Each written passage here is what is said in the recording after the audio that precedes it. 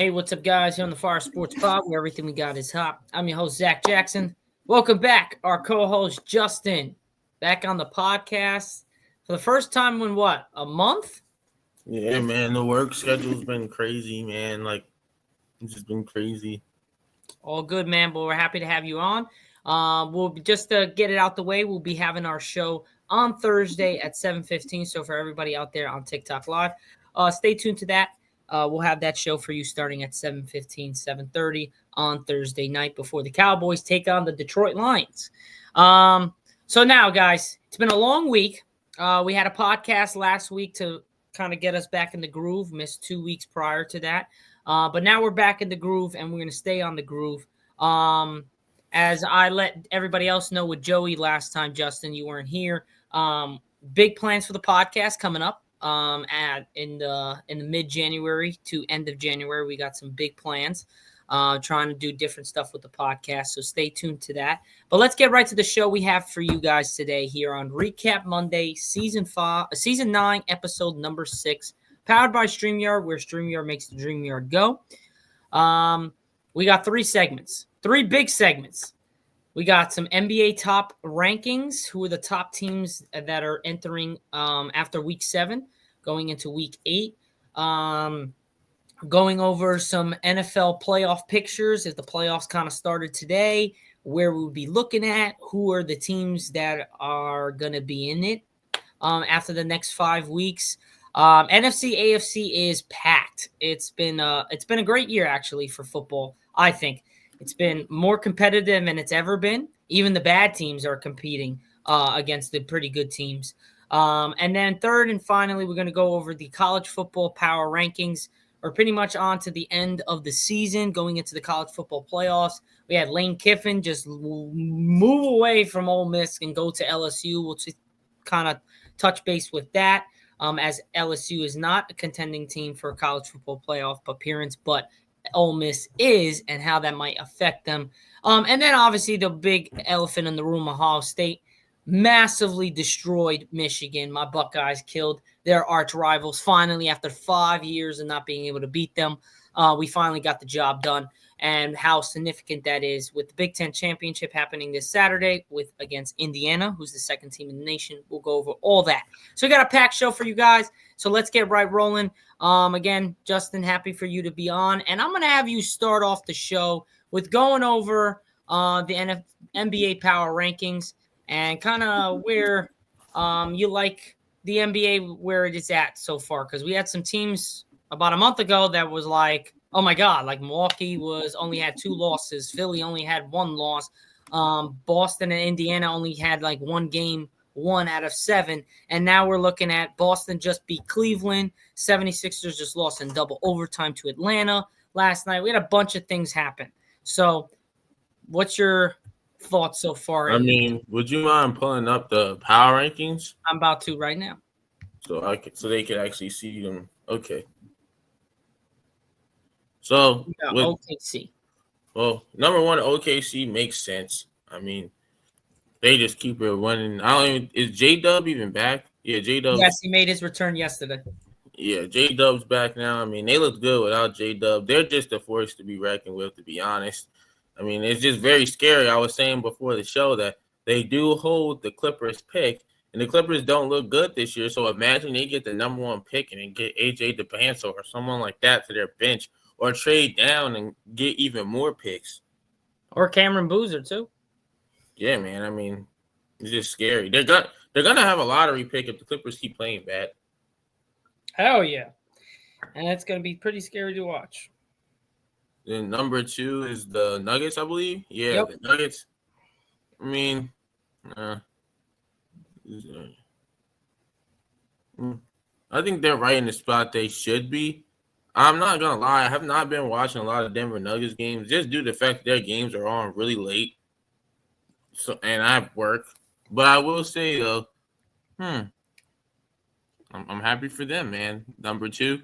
I'm just worried about them come playoff time. Like, with teams like the Nuggets, it's just like the regular season is just a snooze fest until the real time comes with the playoffs. So, are they going to be able to play as a team and not everything be dependent on Jokic? Because we do know that Murray is known to disappear.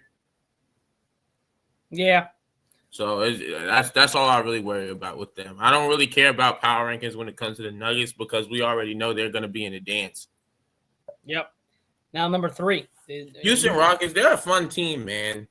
They're a fun team to watch. I love how they move the ball, the fast pace they play with, and Sengun is really looking like he should be in the MVP conversation, at least in my opinion. I'm not saying he should be MVP, but he should definitely be on that list, with the people that vote. How do you feel about it, Zach? Well, I mean, again, Houston did require Kevin Durant, the Slim Reaper. Again, Houston had a 13-4 record. To be honest, I really kind of thought they were going to be in this type of a fold after that big trade. Sengun, on the other hand, I don't think he's, like you said, an MVP, but he definitely is in the discussion. He's playing on an unbelievable pace. And how about Reed Shepard? Got his first 2 starts of the season in Durant's absence, scoring a career-high 31 points and hitting Amen Thompson with a clutch dime in the Rockets' win over Golden State on Wednesday. And upon Durant's return on Sunday afternoon, having played just 31 total minutes alongside the Rockets' 4 full starters prior to that, the lineup now outscored by 28 points, 23.2 per 100 possessions. It's 42 minutes through Sunday. So I think they have a very good balance of youth and veteran leadership. And some of the young guys are just like playing a little bit better on what they should be. Like Sengun looks like baby Jokic. He's gotten that comparison many of times. Reed Shepard is coming into him. He played at Kentucky. I thought he was the best shooter in his draft class, and he's showing it.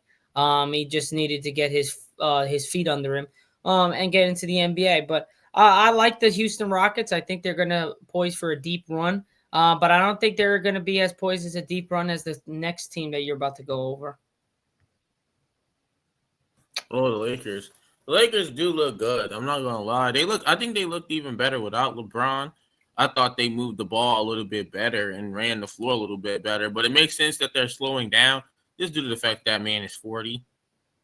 Yeah, I mean, he is 40. It makes sense that they're not running around. Like, I feel like if this was LeBron, like, I'm going to say like 2015, 16 LeBron, sheesh, this team would be like a championship to the championship. Yeah, it would just be a lob fest. Oh, my God. Yeah, it's not even close. But again, coming up, as you can see, the Lakers are 4-3 against teams currently with winning records, and their next 6 games will come against that group. There'll be the rest of the disadvantage when they host the Suns, their first meeting of the season. I think they beat Phoenix, they beat Toronto, they beat Boston, and they beat Philly.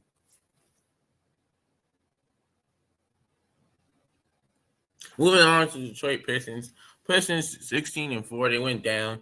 I knew this would happen just due to the fact that they did play some inferior teams. I mean, they did lose a tough one. I think it was to Boston, and they lost to the Magic. I think the Magic been playing really good basketball as of late too, without Paolo, which is really surprising. But I don't know, man.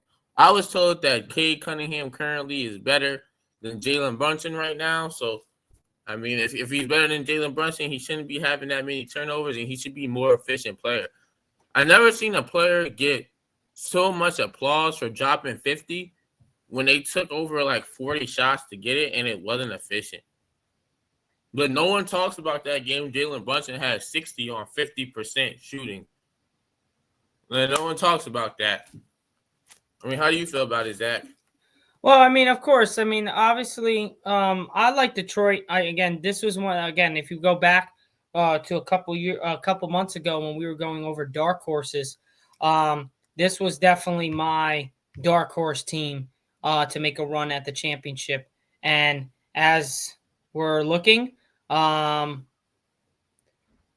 it's looking like that. 16-4. Offensive rating is 117. Defensive rating is 111. Net rating plus 5.8 and pace 101.8. So, I mean, they're just, again, the turnovers are really reason why they've lost 4 games. If not, they could be 20-0. They're really a great team. Again, I don't think Cade's better than Jalen Brunson. Jalen Brunson has way many more years under his belt a little bit. He's also been to the playoffs a lot more. And he's been in big time moments. So I definitely still think Jalen Brunson is better than Cade, but he's coming. He's coming right behind him. So Jalen Brunson better buckle up because Cade is coming.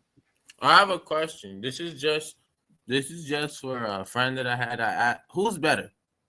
Who would you rather have, Donovan Mitchell or Jalen Brunson, and why? Donovan Mitchell or Jalen Brunson. For me, I'd probably have I don't know. Well, if we're looking at winning basketball, right? The ultimate winner is Jalen Brunson. He's gone farther than Donovan Mitchell. He's been, correct me if I'm wrong, he's been to an Eastern Conference. He's also been to close to a Western Conference, if not a Western Conference, with the Mavericks. He's been in a lot more bigger situations than Donovan. Obviously, Donovan is, I think, as just overall superstar player, I would say Donovan is a better player. But if you're talking about overall, for what he does for his team, and Jalen Brunson routinely stays healthy pretty much throughout the whole year and even in the playoffs, I'd say I have to give it to Jalen Brunson.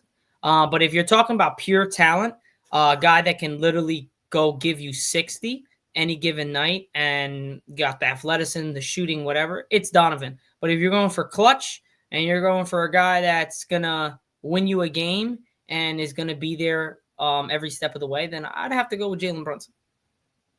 So you're saying it's kind of like a toss-up, like it really is. I mean, you can go either way. I'd have to still lean towards Jalen Brunson just because of the experience and what I've seen with him in big-time playoff games. Obviously, Donovan has put in some terrific playoff games, but he can't also stay healthy. Last year, tell me no, the Cavs should have been in the Eastern Conference Finals against Indiana or against the Knicks.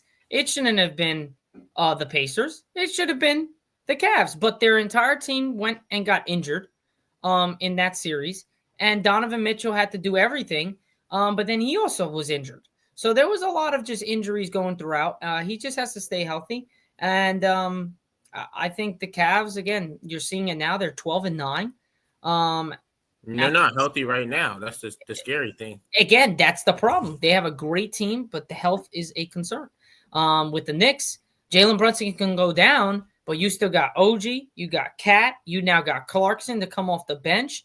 I mean, you got Mitch, you got Bridges, you got Hart, you got dogs from top to bottom. So you can really, even without Brunson, you can survive in the regular season without Brunson. And that's what I think makes you guys dangerous more than a lot of other teams because you have a lot of depth at really every position. Except center. Well, yeah, but that's your hope is that Mitch doesn't get hurt. You don't have to put Karl-Anthony Towns at the center. But again, you still have Karl-Anthony Towns. So, yes, if Mitch does go down, you still could plug in someone. He's not having a good year, man. Who, Mitch? No, Karl-Anthony Towns. Yeah, well, he's having he'll pull up in the when the playoff time comes. I don't trust that guy. He doesn't play defense at all. Yeah, well, he is a big man. He is a little bit of a on the zesty side. So, well, speaking of the Knicks, top 6 in the power rankings. I mean, as a Knicks fan, I'm going to be very unbiased as possible. I think this is only because of the fact they play some easy teams. I mean, if you look at who they played, they're not really any like elite talent or anything like that. I think they played the Nets, they played the Bucks, they played Charlotte. Excuse me. So they haven't really played anybody. Mm-hmm. I guess the Raptors would count, but they didn't even have last night. They didn't even have RJ or Jakob Poeltl. Is that his name? Jakob Poeltl? Yeah. They didn't have him, so they were getting boards on the Raptors. This really depends, but I'm happy with what I'm seeing with the team. Not gonna lie, it feels like the offense is starting to feel a lot like Tibbs' offense. Just they move the ball a little bit more and they run plays for other people. I feel like Mikal Bridges is having a really good year defensively as well. But what do you think? Well, like I said, we talked a little bit about the Knicks with Jalen Brunson and whatever. Like I said, I think they'll be in the works. I think they're going to be a top 3 seed in the Eastern Conference come the end of the regular season. It all really just depends on health and consistency. That was a big thing for the last couple years for really all teams. It's been consistency and health. How well are you playing going into the playoffs, and can you get on a heater come playoff time? And whatever you do in the regular season doesn't matter. It really doesn't. You can be as the Golden State Warriors were 69. I think it was 72-9. You could do, or 73-9.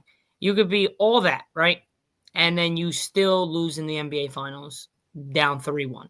Obviously, was a historic run by the Cavs and LeBron and Kyrie to come back from that. But still, you had the best record in NBA history in the regular season. Come playoff time, you couldn't get beat, and you come into a game 7, a series where you're up 3-1, and you fumble it. So it is about consistency, and it is about staying healthy. And that's the big thing for the Knicks is about, I think it's staying healthy, and if they can get on a good stride come playoff time. All right, next team, Phoenix Suns. This team kind of surprised me, just because of the fact that I really didn't think they were going to do anything this year. But I will say they did benefit from a easy schedule. When I saw them early on in the season, they played a really good game against the Spurs. And I like how they were moving the ball. I think Devin Booker's really taking on that leadership role pretty well, and I think they are bound to be a playoff team. I think they'll be in that little play-in or like 6th or 7th seed. Man. Yeah, well, Phoenix for me, I'm gonna just say that they're gonna fall off a cliff.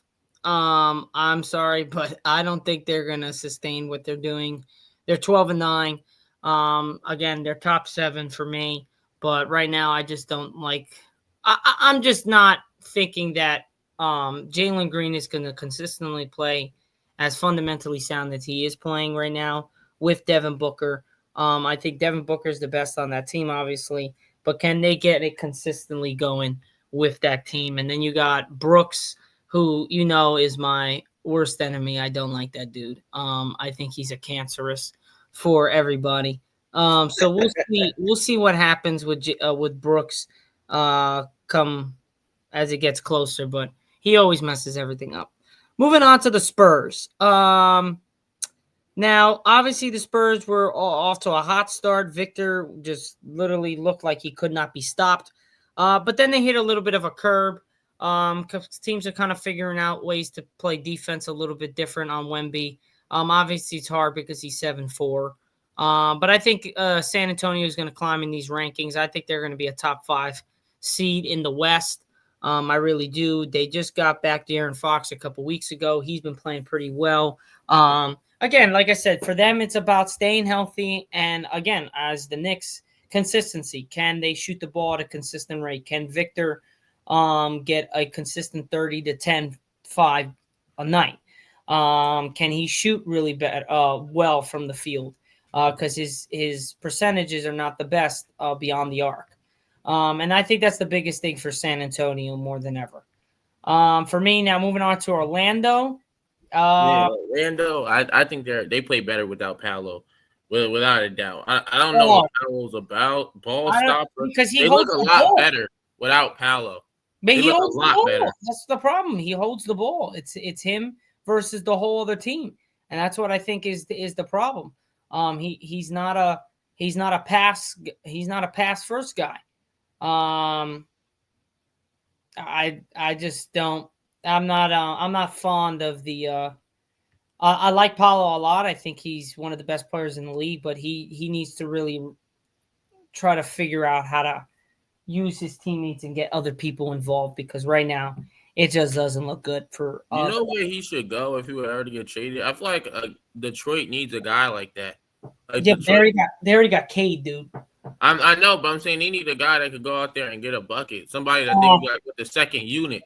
Let's say when Cade goes to the bench. Nah, Paolo's not going to be a bench guy, buddy. I'm not saying not him be on the bench, but like how they used to use D Wade back in Miami. Sometimes he would start with Bron, but then sometimes he would go to the bench. He would run the second unit a little bit.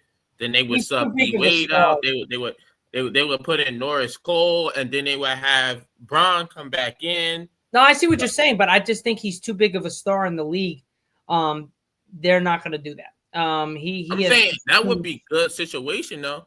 I don't know. I don't know if it would gel. Cade and Paulo, I don't know, would gel the best based on because both their games are very similar. Or maybe you trade him. Maybe I know this sounds crazy.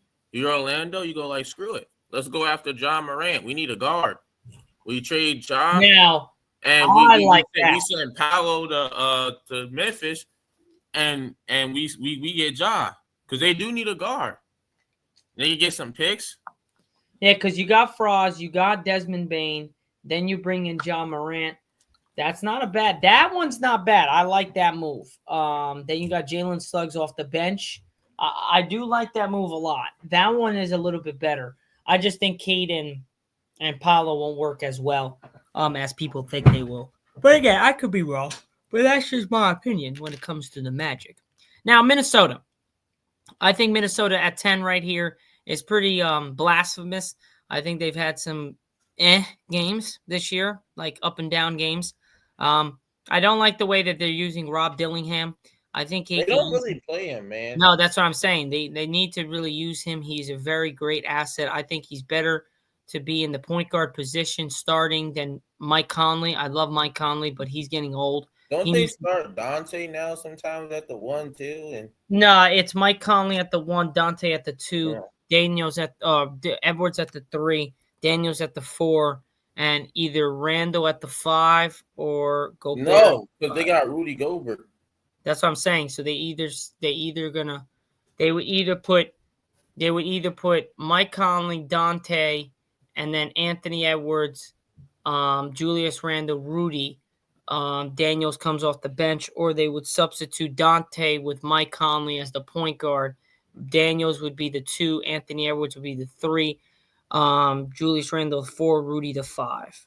But I think you plug in Dillingham as the 1, you bring Dante DiVincenzo as the 2, you bring Anthony Edwards as the 3, you put Julius Randle at the 4, and you put Rudy Gobert at the 5. God, jeez, Lord. The thing is, I kind of like Jaden McDaniels starting because of his defense. But you got to start Randle. Yeah, so if you're going to do that, then you would throw Dante to the bench. You would put Daniels at the 2, Edwards at the 3, Randle at the 4, Rudy at the 5. Or you can move. I always like to move Edwards to the 2. When I do lineups, do that too. It don't matter. I typically start like sometimes for shooting. I'll start Dante at the 1. I'll start Ant at the 2. McDaniels at the 3. Randle at the 4. Randle at the 4. Just for pure defense, because nobody's getting past nobody. Well, if you're taking Rob Dillingham, putting him in the starting position, then I'm taking Rob at the 1. Yeah, Rob. That's the only position you can play. Yeah, Rob at the 1. Small. I'll go Rob at the 1, Anthony at the 2, Daniels at the 3, Randle at the 4, and then Rudy at the 5. I think that's solid, man. I like that. I like that a lot. I think that gives you an edge. I think he's fast. He's smart. He's got a good shot-making ability. But again, teams are teams, and this is what they're going to just keep doing. They treat Rob Dillingham like how they treated Bones Highland and every single team he's been on. Like, it's weird. Yeah, I don't understand what's the case there. I really am a little pessimist. Not pessimist, Jesus Christ. I feel like just weird about the situation. It feels like they don't want to play him, and I don't like that because I think he's a great talent. And I think he's wasting away in who's in who's up. So okay, now we're moving on to the NFL, guys. Our second segment.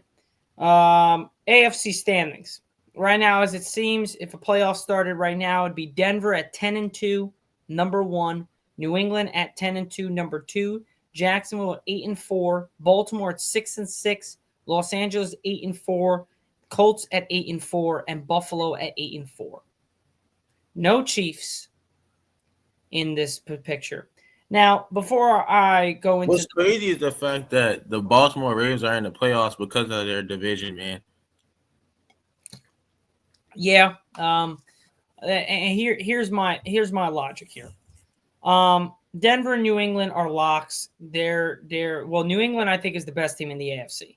I I don't think Denver is. I just think they just choke a lot. No, but that's what I'm saying. New England doesn't choke. New England's had an easier schedule. I know, but I'm telling you, when New England plays new people, they're going to play really well. We'll see how they look tonight against the Giants. They're going to kill you guys. I'm sorry. No, I don't think so. Because I don't think it's gonna be a game where they get blown out, man. People were saying the same thing about Denver. I think New England wins by at least 10. I think the Giants go up by like 14 points and somehow choke the game away. I feel like they're one of the best. They've done that every freaking game for the last 6 games. That's why I think. I don't think it's going to happen. I think the Patriots. It's in Foxborough. I think the Patriots are going to. Absolutely. The game the Giants choked before against Denver was in Denver, and that's one of the toughest places to play. You mean Detroit? No, Denver. They also choked against Detroit. Yeah, they choked against Detroit. They choked against the Cowboys. They choked against the Broncos. They choked against the Saints. They choked against everybody. Let's put it that way. They choked against everybody. It's going to be a fine game tonight. I mean, Jackson Dart's back, so you guys will definitely have a little bit more of an edge. But I think New England's the best team in the AFC. It's not even close. Denver is is behind them, but I don't think they're on the same spectrum as New England. That's just my thing. I think New England's defense is really good. Their running game is stout. Their quarterback right now is playing like the best quarterback in the AFC, and that is not even close. Dude, I'm telling you right now. Okay, I'm listening. If New England is able to run the table and don't win another thing, Drake May, if he is not in the MVP conversation, there's a problem. This dude has been racking up yards and yards. He is on a tear. I love the way Drake May's playing. I love the way what's the coach's name? I know is Mike Vrabel. I know the Titans. I love Mike Vrabel and what he's been doing with New England. Jacksonville, I like Jacksonville. They came on strong. They start off the year really rocky. After that Chiefs win, comeback at their house, they have been on another level. 8-4, third in the AFC. Baltimore, I don't think Baltimore is good enough. I think they're first round exits. Chargers, but they might win the division, so we'll see. Chargers are 8-4. They're a little shaky. The Chargers aren't winning the division. Huh? I said the Chargers aren't winning the division. Are they in the same division with the Broncos? No. I'm talking about the Baltimore Ravens. They'll definitely win their division. Yeah, I'm talking about the Chargers now, saying that I don't like the Chargers. They're a little shaky. Justin Herbert now has a problem with his non-throwing hand. Needs surgery. So I don't like the Chargers. They're just a little rocky. They're up and down all the time. The Colts, again, I like the Colts the whole year, but Daniel Jones now dealing with a fractured fibula. Played like crap last night against the Texans. If he's not going to be able to like kind of get away from being that slow, I think the Colts are gonna. The Colts got a tough schedule. They got the last 4 games of their schedule all playoff teams. Which is pretty crazy to even say. Buffalo is 8-4 at number 7. I like Buffalo, but again, their inconsistency with just protecting the football. When their running game is not going well, they don't know what to do. I'm just not really fond of them. Now in the hunt in the AFC, beware of the monster coming out of Texas, and that's not the Cowboys. It's the Texans in the AFC at 7-5 are coming to beat the Colts and take that division. The Texans are going to win this division. Based off this last game that I saw, the Texans have the best defense in the NFL, and they have a comfortable quarterback in C.J. Stroud to get them to where they need to go. Because Daniel Jones just doesn't look good, and if he's not able to get healthy, I don't think the Colts are winning this division. I think the Texans are going to come out from underneath and win this division. Now the Steelers, I think they're toast. They're gonna be 9-8, man. They're gonna be 9-8, man. Oh no, they're gonna get a winning season, but they're not making the playoffs. The Chiefs 6-6. Their loss to my Cowboys on Thanksgiving was the worst loss of their season. I think that kind of pushed them out of the picture. They literally need to win every game, and they need a lot of help from a lot of teams. And I just, to be honest, just don't think that they're going to get it. I mean, the remaining schedule for Buffalo at number 7 is Bengals, Patriots, Browns, Eagles, Jets. Buffalo, I think, beats Bengals just based off talent. You never know, though, with Joe Burrow back. That's what I was about to say. You never know because the Bengals just busted ass, belt to ass, I should say, on the literally Baltimore Ravens in Baltimore on Thanksgiving, and he just came off a turf toe. Like, are we kidding me? I mean, with no T. Higgins, and the Bengals absolutely gave belt to ass on Did Jamar Chase play or no? Yeah, Jamar Chase played, but still no Higgins. That was basically double coverage. So it was pretty bad. Patriots, that's going to be a tough game for Buffalo. But again, they split. Patriots won the first game. I think Buffalo wins the second game. At the Browns, Buffalo. Eagles, to be honest, the way the Eagles are playing, I got Buffalo. And then against the Jets, sadly, but Buffalo's winning that game. So potentially Buffalo could lose 2 games and win 2 games, so they'll be 10-6, which is not terrible. Wait, 1, 2, 3, 4, 5. No, they would win 3, so they would beat the Browns, they would beat the Patriots, and so that'd be like 11-5. No, I'd say they'll beat the Browns, they'll beat the Eagles, they'll beat the Jets. So they'll be 11-6. I think if they have 2 losses, it's going to be either to the Browns, or the Bengals, or the Patriots. I just don't trust the Eagles anymore. And then if you look at number 6, and that's no bias. I mean, if anybody has looked at the Eagles over the last 4 games, they're absolutely ass. They're literally trash. I mean, we were saying that earlier in the year that the way they were winning was not sustainable, and that the line looks completely different. It does not look as good as it looked last year. It looks like a lot of problems are going on in that locker room, too. It looks like guys aren't happy. Nope, it does not. And then if you look at the Colts, Jaguars, Seahawks, 49ers, Jaguars, Texans. If the Chiefs want to have any shot in hell to make the playoffs, they need the Colts to lose. This is the only team in the AFC that I think is going to lose the games depending on how Daniel Jones is health. They play at the Jaguars next week. They play at the Seahawks. They play at home against the 49ers. Then again against the Jaguars, and then at the Texans. Bro, the Colts, if they're for real, they got one of the hardest remaining schedules in the AFC. Chargers, Eagles, Chiefs, Cowboys, Texans, Broncos is another one. So these 2 teams right here, Justin, mark my words, Colts, Chargers, these are the 2 teams, if they screw up, because they play the Eagles, the Chiefs, at the Cowboys, Texans, Broncos. This is going to be a close one. These are the 2 teams I think are going to be the teams that could bring in Kansas City. Baltimore's going to win their division, so it doesn't matter. Jacksonville, I believe, is going to win their division. No, they're in the division with the Colts, so never mind. Texans might. I don't know. The AFC is so weird, man. The Texans could potentially win that division, but the Jaguars are ahead of the Colts.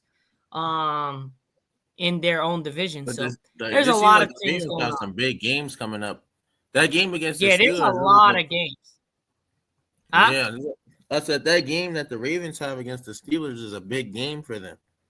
Because if the Steelers win that, and both of those teams go 9-8, then the Steelers win the division. Yep, because they won the head-to-head. Now, moving on. Do you have any more things to add, Justin? Not really. I don't know. I feel like the AFC is just like a whatever conference. It's a lot of good football going on, but I just like that the NFL in general is just so open this year. Feels like anybody can win it. Yeah, it really does. All right, now, you just gotta go on. It feels like baseball. Yeah, it does. A little bit in a sense. Now here's the NFC. Look at this. This is a good conference right here, man. Chicago 9-3. Who would have thought the best team? I still don't believe in Chicago, man. They had I don't believe it either. They had a lot of fluky wins, They had a lot of fluky wins, and I thought the Eagles would take care of business against I them did too. on Black Friday. But you know what? I think I can officially say the Philadelphia Eagles got the Madden curse and the Super Bowl curse at the same time, man. Because you know when you win a Super Bowl, the next year there's always like a fall off for some reason. Yeah, it's very, very rare. Unless it's a dynasty, you see that same team be good the next year. Yeah, no, definitely. And I think that's going to happen with the Eagles. But yeah, I don't believe in the Chicago Bears as much as I want to. I don't. I don't really trust it. They're at the Packers, against the Browns, against the Packers, at the 49ers, against the Lions. Right there, they could lose 4 out of those 5 games. Like realistically, I think they lose to the Packers. They beat the Browns. You know what? I'm gonna have them split with the Packers. They beat the Packers. They lose, and then they beat the 40. Brock Purdy's back though. Yeah, at 49ers, they lose to the 49ers. I think they beat the Lions, man. And I think they beat the Lions. I think they split with the Packers. They beat the Browns and they beat the Lions. If they don't beat the Lions at home, and that's the chance to go to the playoffs or not, I think that the entire Chicago Bears fan base is going to absolutely go wild. They're going to rush the field. But speaking about the Bulls, man, what is it with them Chicago teams? They both choke. They have really good starts and then they choke. Yep. It would be so Chicago to see the Bears just choke it. Yep. Jesus Christ. But I really feel like if the Rams, if they win the NFC, they're going to the Super Bowl, man. Yeah. Not having to play in bad weather. Yeah, no, that definitely is going to be something. But the Rams killed my parlay last night. Losing to the Panthers 31-28. I don't know how you give up 31 points to Bryce Young. Obviously, I know they're a good team, but it's the Panthers, guys. Come on. Like, really? Given Sunday, man. Like, what the hell is happening here? We all know the Eagles are frauds. They can go die in a hole. Well, can we officially say that Jalen Hurts is not elite? 1,000%. I've been trying to tell people that he is not a top quarterback. In the comparison of, he's not even better than Dak Prescott. So that's what I said, and I was told, well, Dak Prescott doesn't have a Super Bowl. Yeah, well, he also didn't have the best team in the NFL. So I don't want to hear it. You had the best running back in the NFL last year. You had the best offensive line. You had 2 of the best wide receivers. You had one of the best defenses in the league. You had one of the best kickers. You had one of the best coaches, offensive coordinators, defensive coordinators. People are not liking Patullo's play calling, though. Yeah, he sucks this year. He's terrible. All I hear is just Eagles fans complaining about him. Yeah, his play calling is bad. But at the same time, if you're a quarterback, change the play call. If you don't like it, change the play call, right? That's what you're supposed to do. Change the damn play call. Do something about it. Tampa, 7-5. I think Baker Mayfield's a little banged up. They started out the year hot, and then they got into injuries with all these wide receivers. I think that's been their downfall. Seattle, 9-3. I like Seattle a lot. It's going to be them and the Rams in that division. But again, can't forget the 49ers. They're 9-4 in that division. That division is 9-3, 9-3, 9-4. That's a good division, man. That's 3 teams out of that division. And the Packers are 8-3-1. I'm not so sold on the Packers either. I think they're 1 second away from being 8-4 instead of 8-3-1 against my Cowboys. So I'm really not so sold on Green Bay. I think if the Lions just didn't turn the ball over, they would have won on Thanksgiving. There was a lot that had to do with that loss. But in general, I just think that Green Bay is not as good as their record says they are. They're a pretender. In the hunt, the Lions. Yep, Lions are in the hunt, 7-5. Cowboys are 6-5-1 in the hunt, and the Panthers are 7-6 in the hunt. I think out of these 3 teams who are in the hunt, I think the Cowboys do make the playoffs. I think they are able to push out. I don't even know. I think they're going to be able to push. Wait. I got it. I know which team. It's the Eagles. Because the Eagles' remaining schedule is at the Chargers, home against the Raiders. They'll win the They should beat Raiders the game. Raiders. They should beat They'll the Commanders. They should will beat the lose. Bills. No, whoa. First off, buddy, let's be realistic on who they just lost to. They went down. They were up 21-0 against the Cowboys. They lost 24-21. They were up against the Bears. They lost. I'm projecting them to beat the Raiders at the Commanders, win against the Commanders, win, lose to the Bills, and lose to the Chargers.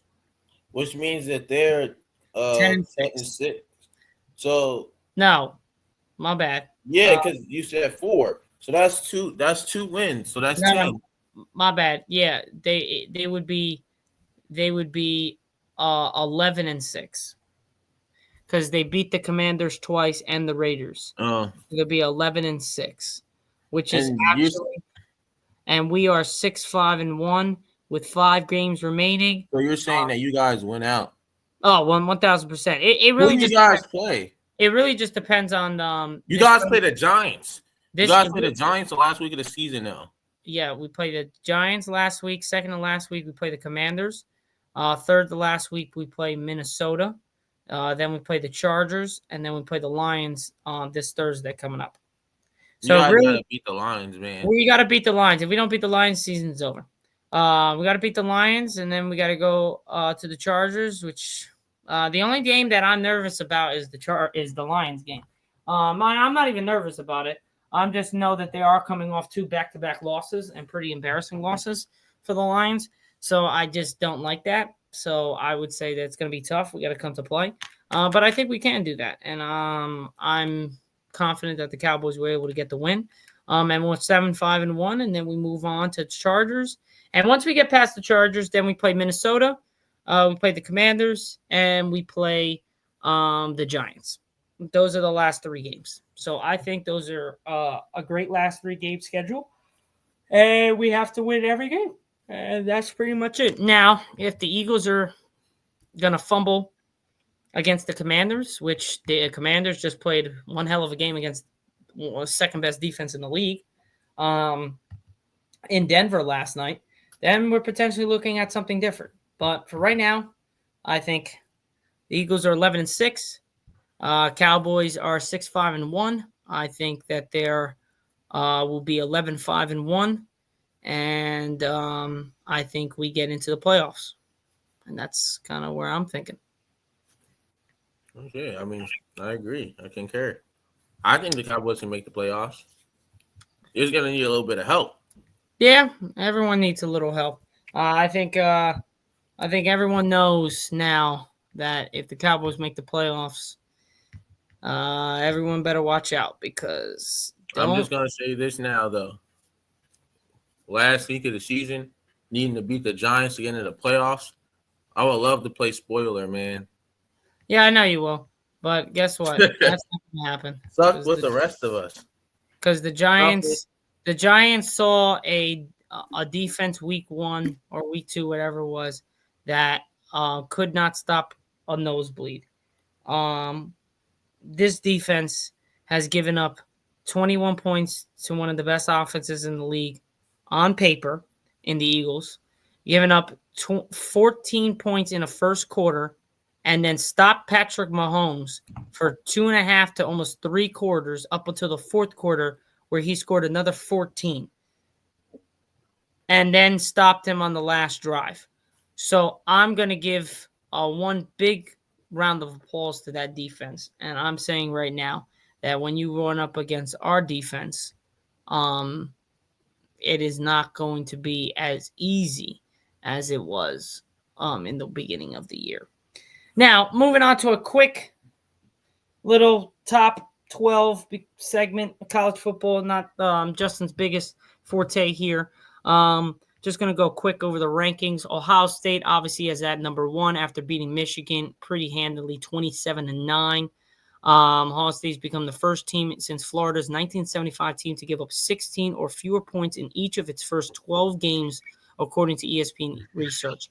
To be honest, I think our team is actually better than it was last year, and that's saying something. I think our team is more explosive.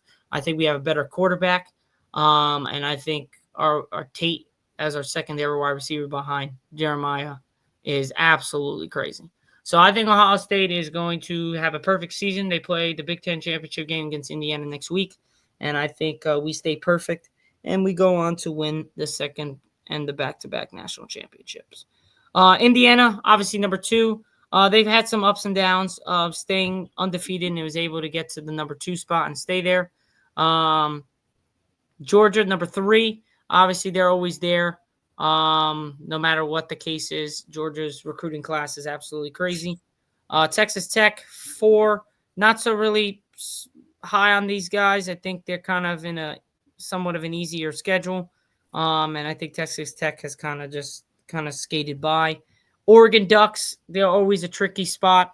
But again, they never trailed and beat rival Washington 26-14. But again, only 12-point win.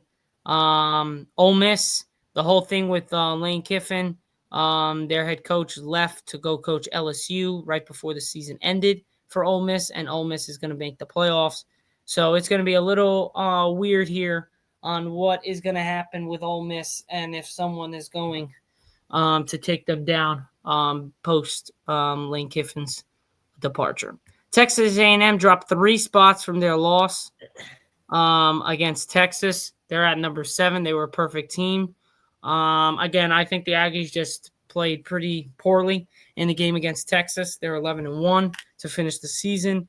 I just think Texas A&M needed to get that win, especially for my parlay. I needed that. Oklahoma Sooners, number 8. They just squeaked in. I don't like Oklahoma that much. I think they just barely beat a team that they should have blew out.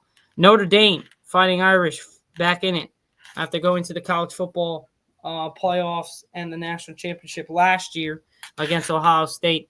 They came back strong after starting 0-2. They're now 10-2.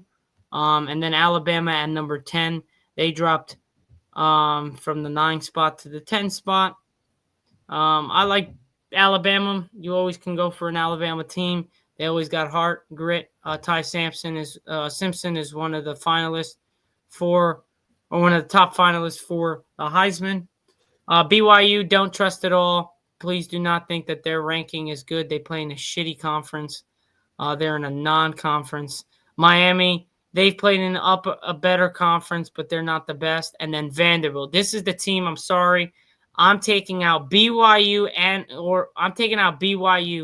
putting the Vanderbilt in this spot because there's no way this team, Vanderbilt, after they just did a mauling on Tennessee after being down and throwing 2 picks early, Diego Pavia is a monster. Probably going to win the Heisman, or at least a Heisman candidate and finalist. I think Vanderbilt deserves to be either at 12 or 11. Move Miami to 11 and put Vanderbilt at 12 to make the 12-team college football playoffs. Texas, yeah, they played the number 1 team in the country, my Buckeyes, week 1. They played some top teams. They lost through those games. But to be honest, I don't think Texas deserves to be in it after you lost 3 games. They lost 3 games, Justin. 3 games. And we got Sarkisian, the head coach of Texas, trying to tell us that they deserve to be in this. I'm sorry. You lost 3 games, buddy. I don't give a crap about your schedule. You lost 3 games. All these teams over here haven't lost more than 2. So I don't know what you're talking over here. But that's pretty much my piece on college football. The only team that matters is this team right here, the Ohio State Buckeyes, because we're about to win the Natty for the 2nd straight year in a row. So what do you got, Justin? Anything? I just recently started watching college football 2 days ago. So not 2 days ago, 2 weeks ago. Damn, 2 days ago. So I don't really know much about the college football in general, but I will say Ohio State looks good. I will say Indiana looks good as well. Like there's some guys on the defense that I've been looking at because I'm a Giants fan, and the draft is coming up, and we do need some linebacker help bad. We need some freaking Offensive lineman. That's what you You need. need some offensive linemen and some linebackers. Yeah, we've been saying that shit for how many years and still can't land a freaking offensive lineman. I don't know. They got one. They got one in Andrew Thomas. That's pretty much it. Yeah, he sucked. Andrew Thomas is good. Then isn't he the guy that left and then sucked? No, we drafted him. Oh, he's still there. I thought everyone was complaining. He's one of the best Look up. He's one of the best offensive linemen in football. I thought he was talked about a couple years ago as being one of the worst offensive linemen in football. That was Evan Neal. Oh, that was Neal. Okay. Evan Neal's on the bench, man. One of your guys were just terrible. We drafted him first round pick. He was supposed to be very good. Yeah, that was the guy. Yeah, he's horrible. He's trash. That guy's trash. But that's pretty much it, guys, here for the podcast on the Fire Sports Pod, where everything we got is hot. I'm your host, Zach Jackson. It's our co-host, Justin. Back at it again in another episode. We'll see you guys all for Thursday, Season 9, Episode number 7, powered by StreamYard, where StreamYard makes the dream yard go. Again, guys, like I said, stay tuned for my TikToks. I'm going to be doing my picks shortly after we get off. And we'll see you guys on Thursday. Peace out, guys. Have a great rest of your week.